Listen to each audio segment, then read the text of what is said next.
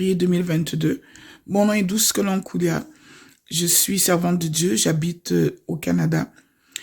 Aujourd'hui, j'ai décidé de vous témoigner de ma rencontre incroyable, mais pourtant bien réelle, avec Jésus-Christ. Que quand je dis rencontre, je ne parle pas ici d'une conversion, mais je parle bien du fait de l'avoir rencontré. J'ai vu Jésus de mes yeux. Qui a vu le ressuscité? J'ai vu, moi, j'ai vu le ressuscité. Qui lui a parlé? Moi, je lui ai parlé. Moi, je l'ai vu et je peux attester la véracité de ce qui est écrit dans la parole de Dieu. Alors, pour faire en gros, parce que mon témoignage éventuellement sera écrit et probablement diffusé à grande échelle, je vous fais un résumé. Alors voilà, je suis née dans une famille très particulière. Je suis née d'une mère qui est chrétienne et d'un père qui était sorcier au sens propre du terme. Mon père était rosicrucien et il était franc-maçon. Il était dans la franc-maçonnerie en plus d'être dans différentes sortes de sorcellerie noire, de magie noire. Et j'ai grandi dans ce milieu avec une mère qui devait se cacher pour prier et un père qui faisait chambre à part depuis des années avec ma mère parce que les prières étaient incompatibles avec les activités que mon père faisait.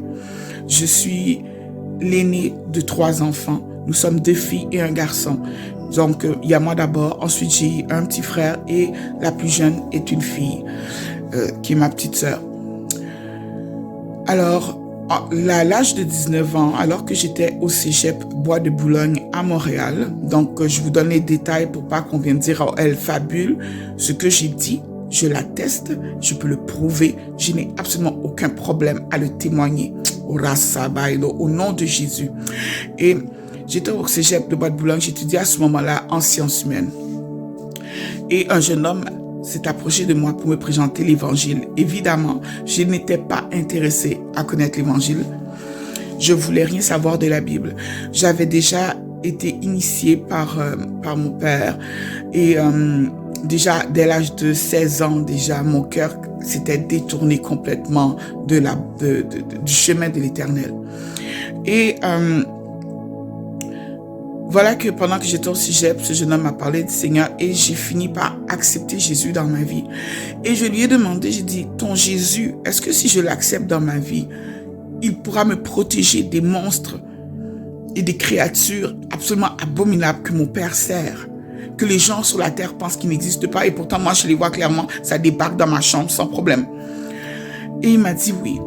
Oui, Jésus peut me protéger de cela. Et c'est à partir de là que moi j'ai dit, ok, je tente le tout pour le tout. Et c'est comme ça qu'il m'a emmené dans une des salles de classe du cégep qui était libre. Et il m'a simplement demandé de répéter après lui.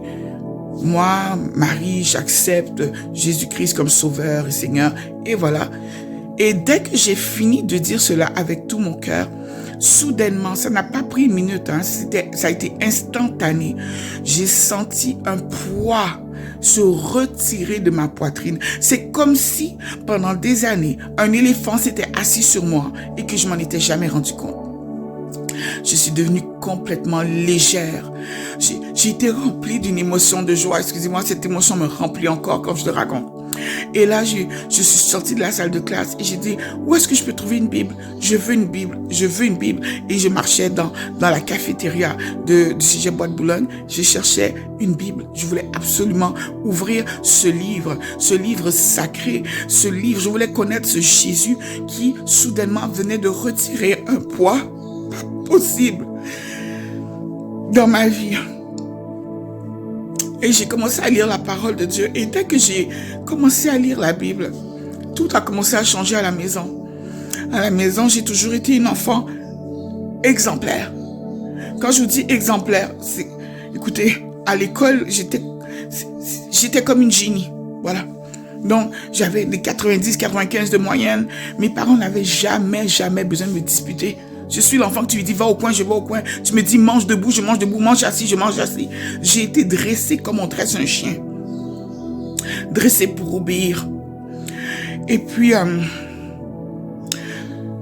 mon père a commencé à changer.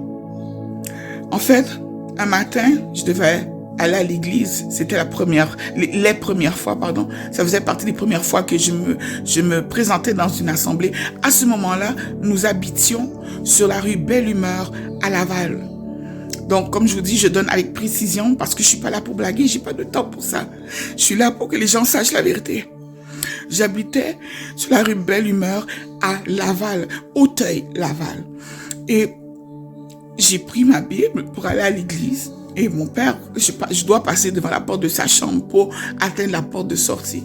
Et mon père me dit, tu vas où? J'ai dit, je vais à l'église. Et mon père se met à rire. Depuis quand tu vas à l'église? Et je lui dis, j'ai accepté Jésus dans ma vie comme mon sauveur et comme mon Seigneur. Et mon père s'est mis à se moquer de moi. Il s'est mis à rire. Comme, vous savez, comme la plupart d'entre vous, vous riez des chrétiens. Comme la plupart d'entre vous. J'ai pas prêté attention. Je me suis dit, de toute manière, dans ce dans quoi tu es toi, c'est quand même pas mieux que ce dans quoi moi je suis. Alors, j'ai pris ma Bible et je suis partie. J'avais 19 ans exactement à ce moment-là. Et là, je n'ai pas eu l'occasion de refaire ce geste que de me lever et d'aller à l'église. Parce que le dimanche qui a suivi, mon père s'est mis en colère contre moi parce que j'avais emmené à la maison le jeune homme qui m'avait emmené à la conversion. Je voulais le présenter absolument à mes parents parce que il m'a fait du bien, vous comprenez.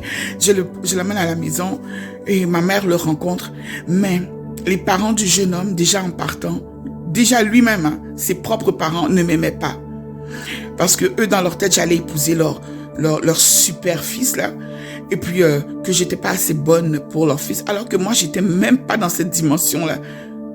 En fait, je pensais même pas à l'épouser. Comment je peux penser à l'épouser? J'ai 19 ans.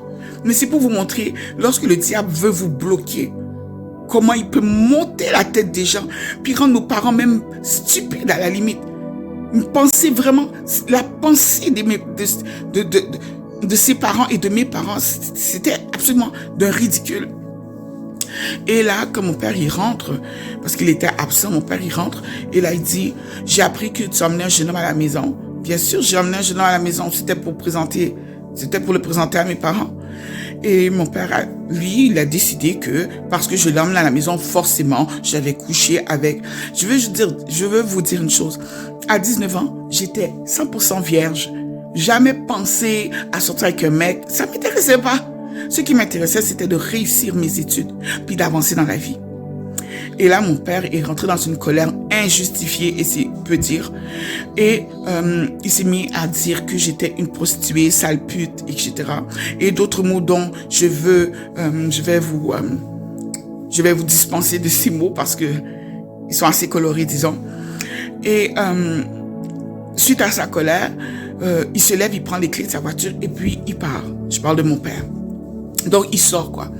Et là, pendant ce temps-là, moi, je suis dans la chambre et puis je pleure parce que je ne comprends pas comment est-ce que mon père a pu même penser de cette manière, alors qu'il sait très bien que je suis une fille, tout ce qu'il y a de plus sérieuse comme enfant.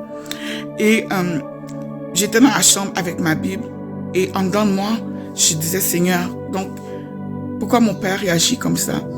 Et là, j'entends une voix qui me dit, sors du milieu d'eux. Sors du milieu de qui? Et j'entends encore la voix dire, Marie, sors du milieu d'eux. Il faut comprendre, moi je suis une fille à maman et à papa, j'ai grandi. Écoutez, je savais même pas comment utiliser une carte de guichet, je savais pas comment payer des factures. Je ne savais rien de la vie, à part prendre l'autobus 31, Auteuil, ok, pour aller au métro Henri Brassard, 67 pour me rendre à l'Institut Reine-Marie où j'étais élève, et vice versa. C'est à peu près tout ce que je savais faire dans ma vie, en plus d'étudier. Alors là, la voix est devenue insistante. La troisième fois, j'ai pris un sac, j'ai mis ma Bible, j'ai mis mon portefeuille dedans, ma carte d'assurance maladie, j'avais sur moi un chandail, j'ai mis le chandail et puis je suis partie de la maison en courant. Je n'oublierai jamais la tête que ma mère faisait, tellement elle pleurait.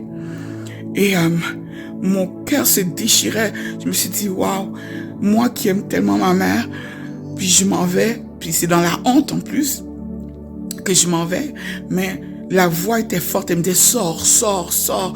Et là, j'ai pris mes affaires et je suis partie en courant à l'arrêt d'autobus de la 31. Alors là, je reste là, j'ai attendu le bus et pendant que j'attendais l'autobus, je priais dans mon cœur pour que mon père ne revienne pas avant que j'ai pris le bus. Parce que je sais qu'il m'aurait bloqué. Donc à ce moment-là, pendant que je priais, l'autobus est arrivé. J'ai tellement remercié Dieu pour ce moment. Je suis montée dans le bus, je n'avais avec moi qu'un sac à dos qui contenait une Bible avec mon portefeuille et je portais sur moi un chandail de laine, un cardigan on dirait, parce que c'est ouvert en avant. Je me suis rendue au métro Henri Bourassa. Au métro Henri Bourassa, à cette époque-là, il y avait encore ce qu'on appelle le terminus. À l'intérieur, on pouvait acheter à manger. Je me suis assise là. Je vais vous sauter les détails de cette partie-là qui est assez intense parce que je veux vraiment parler de la rencontre en tant que telle. Et je reviendrai là-dessus, éventuellement. Et maintenant, bon, ça fait quelques semaines que je suis dans la rue. Je dors dans la rue. Je croise les élèves qui allaient avec moi, à Bois-de-Boulogne. Et quand les élèves descendent de l'autobus et qu'ils me voient, les élèves rient.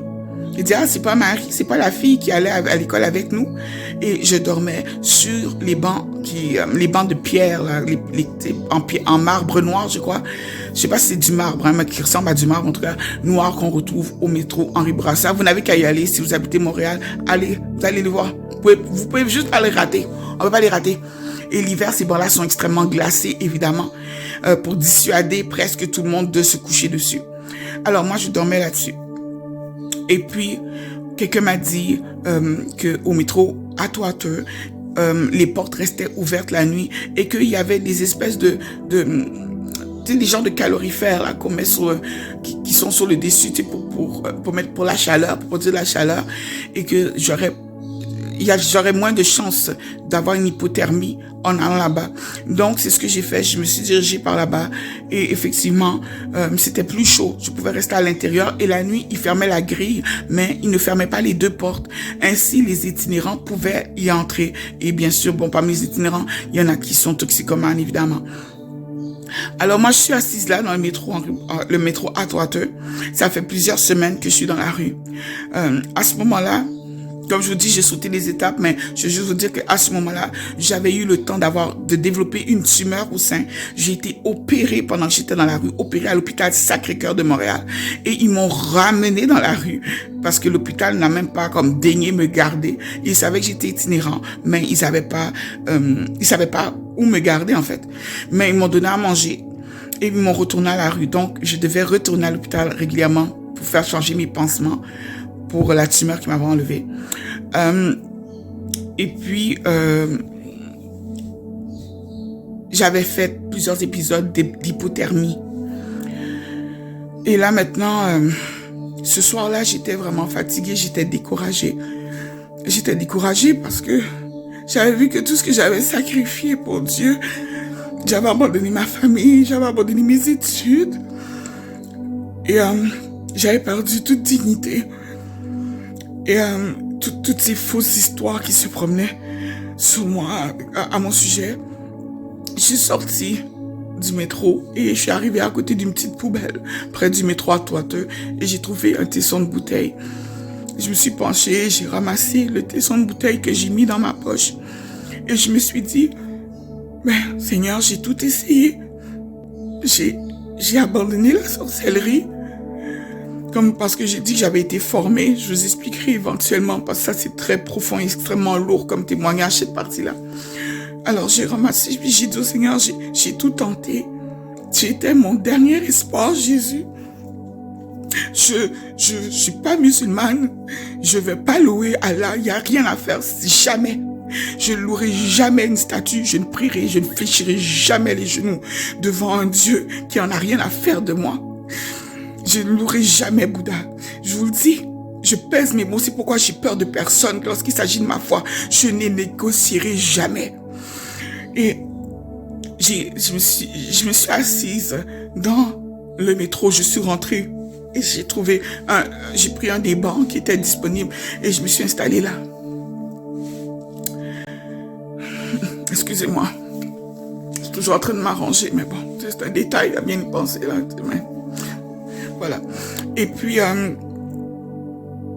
je me suis dit que je vais attendre aux alentours de minuit, lorsque tout sera calme.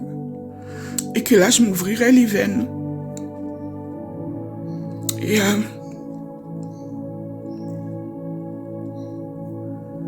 le jeune homme qui m'avait présenté l'évangile, il était là. Il était là, il m'a accompagné dans la rue à bien des moments. Il avait, lui, une maison, mais il voyait l'injustice dont j'étais victime et il était là. Et à ce moment-là, il s'est étendu. J'ai dit, couche-toi, tu peux t'étendre, tu as l'air fatigué. Donc, j'ai dit, moi, de toute façon, je suis une femme de taille forte. Le banc n'était pas suffisant pour moi. Donc, il s'est couché, il a mis sa tête sur ma jambe. Et puis, moi, avec ma main droite, je jouais avec le morceau de bouteille qui était dans ma poche. Lui, il ne savait pas. Il ne savait rien, évidemment. Et là, je regarde le temps qui passe et soudainement, aux alentours de minuit, je vois un itinérant, en tout cas, quelqu'un qui semblait être un itinérant, qui pousse la porte du métro à droite. Vous savez, les portes battantes, là, pour rentrer. Et il avait sur son dos un sac. Il enlève le sac à dos et il va près du mur, le mur qui est le plus près de la porte, justement. Et il sort de son sac 3 bouteilles. Il a sorti une bouteille de shampoing, une bouteille de revitalisant. Je sais, c'est vraiment fou, mais c'est bel et bien mon témoignage. Et une bouteille de crème à raser. Et il met ça le long par terre. Et il dépose le sac à dos juste à côté. Et moi, je le regarde et puis, dans mon cœur, je dis, Seigneur, écoute, c'est vrai que je dis que je n'avais marre de la vie, mais je ne veux pas en plus avoir à gérer un homme que je ne connais pas. Ça là, franchement. Et il s'est approché de moi. Il y avait pourtant d'autres personnes, mais il s'est approché de moi. Et ma main était toujours dans ma poche. Et le monsieur s'est mis, je vous dirais à peu près, peut-être moins d'1 mètre de moi. Et il me regarde. Il me dit bonjour. Et je lui dis bonjour.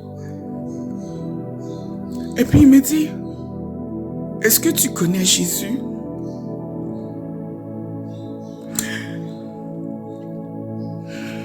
J'ouvre mon sac à dos.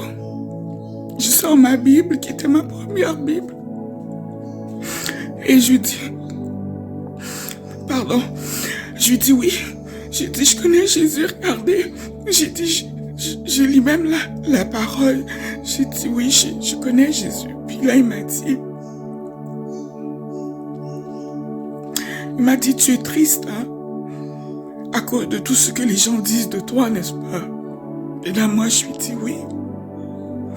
Et là, pendant qu'il dit ça, moi, dans mon cœur, je dis ceci, mot pour mot, dans mon cœur, je dis, Seigneur, ta parole est claire. Seigneur, si c'est toi qui me parles, si c'est toi qui me parles à travers cet homme, Seigneur, je te demande, s'il te plaît, de parler à la première personne du singulier. C'est comme ça que j'ai formulé ma prière. Première personne du singulier. Et le monsieur qui était devant moi, il s'est mis à pleurer. Et de ses yeux, il y avait des larmes qui sortaient. C'était comme du cristal. C'était comme du diamant. C'était pas des larmes, il pleurait des diamants. Je sais pas comment expliquer. Et au même moment, il m'a dit, Marie, si tu fais tout ce que je te demande, je te promets le meilleur. Et au même moment, il a dit ça, j'ai bondi. J'ai dit, Jésus, c'est toi. Et au même moment, tout a disparu autour de moi. Le banc, le jeune homme qui était couché, les itinérants, les gens qui étaient en train de se piquer dans le coin, tout a disparu. Et je me suis retrouvée dans les airs avec lui.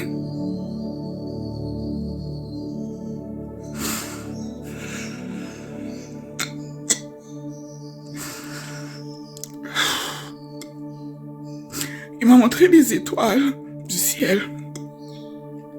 Il a dit, regarde.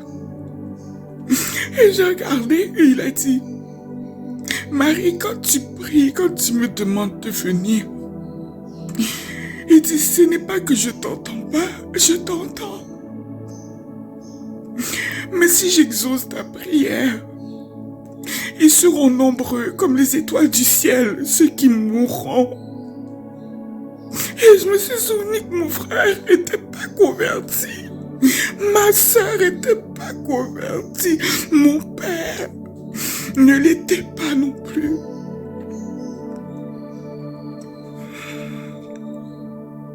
Quand j'ai vu la quantité d'étoiles dans le ciel, je me suis dit, mais je dois être un monstre. Je ne peux pas demander à Jésus de revenir. Je ne peux pas faire ça. Il y a trop de gens qui vont mourir.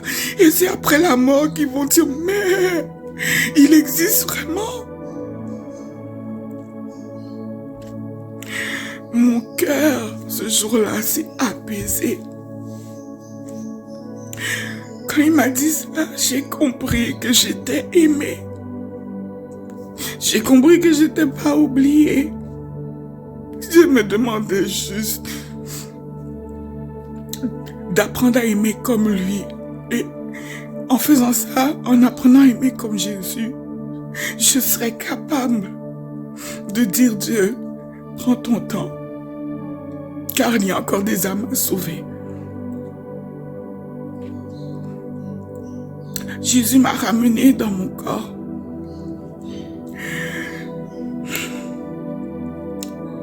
Et la Marie qui était triste ne l'était plus. Elle était devenue guerrière.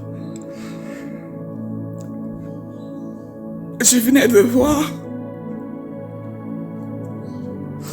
ce que beaucoup d'êtres humains souhaitaient voir. Ce que beaucoup de pasteurs ne verront jamais. Je venais de voir les ressusciter. Ça me fait tellement mal quand je vois les gens comme adorer des statues. Tu leur dis que le catholicisme c'est pas bon, ils te disent ah blabla. Tu leur dis que non c'est pas Bouddha, c'est pas là, il faut te dire oh, blabla. Jésus s'est appris à me taire, mais je vois les gens périr. C'était la première fois que je rencontrais le Jésus. Non, c'est faux. C'était la deuxième fois parce que la première fois j'avais 12 ans, mais c'était un songe. Et là, je vous parle de quelque chose que j'ai vécu live.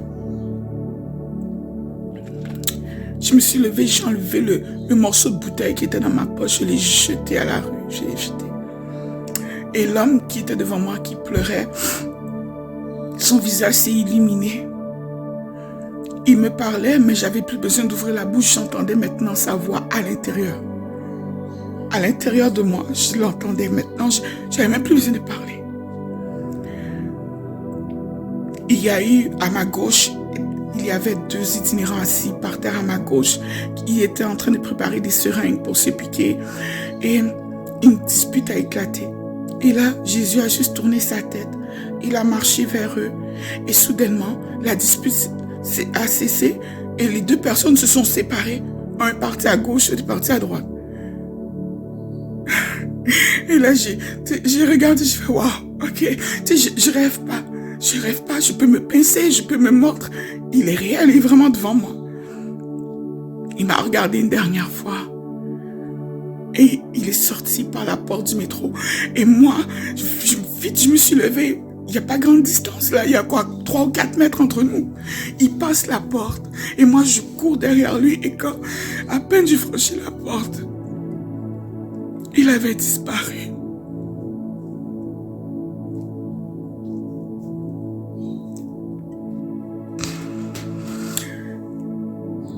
Je suis retournée à l'intérieur du métro. J'ai pris le sac à dos.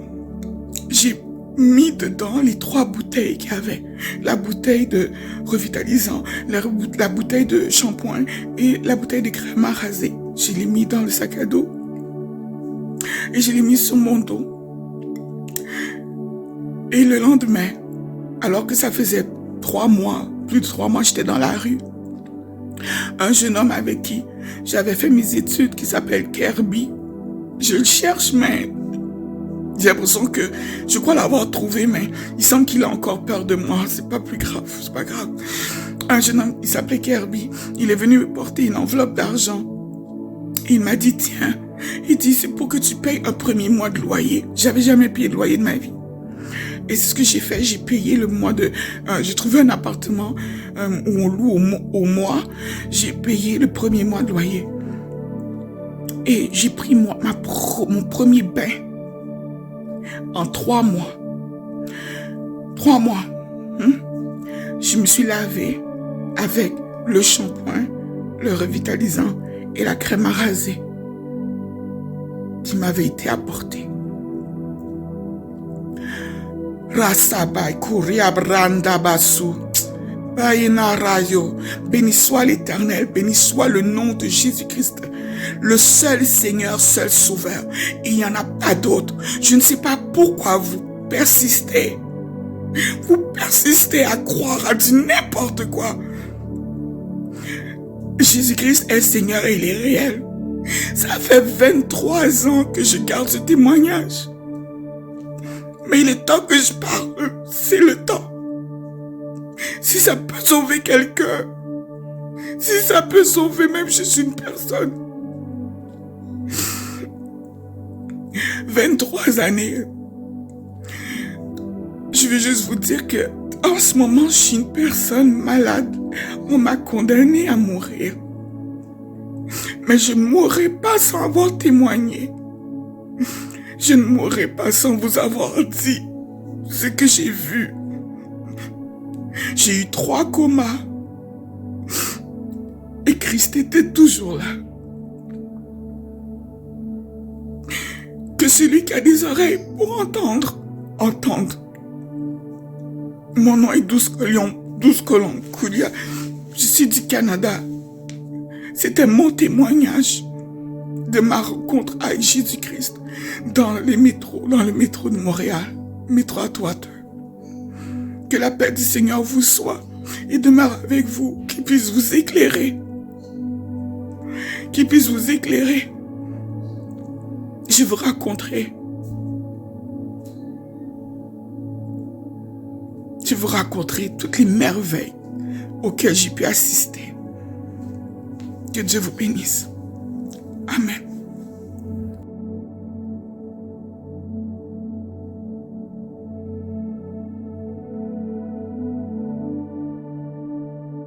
À 20 ans, le diagnostic tombe. Sclérose en plaques. Les médecins sont unanimes.